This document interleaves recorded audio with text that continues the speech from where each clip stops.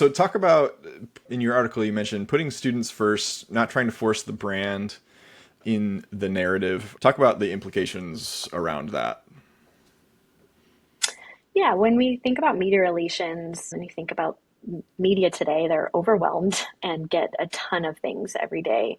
And so they're really looking for those authentic human centered stories. And we have a lot of those. And all of our student stories that we're pitching to media really speak for themselves. So I would say probably 9 out of 10 pitches that our team sends to press, we don't even mention SNHU until the second paragraph.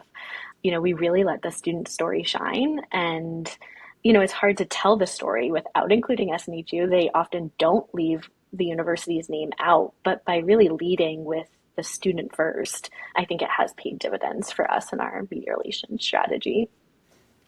It reminds me of, I used to do a lot of wedding videos, and I friends with a lot of wedding photographers, and you don't see this as much these days, but probably ten years ago, it was like the thing to do, to put your watermark on every image you deliver to the couple. So all these wedding photos, from professional wedding photos, had this big like that's Jamie Lynn photography on it, and just always struck a wrong chord with me. I'm like, it's not about you, and like it would be more about you if you didn't put that on there.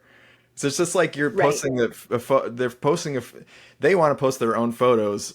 They've already paid you. They're not like they're not, trying to advertise for you now also. But also, like, by letting the content, the people shine, it leads viewers to the brand, or readers to the brand, or whatever. But Right. when you do the opposite, when you make me, it's almost like super off-putting, I think.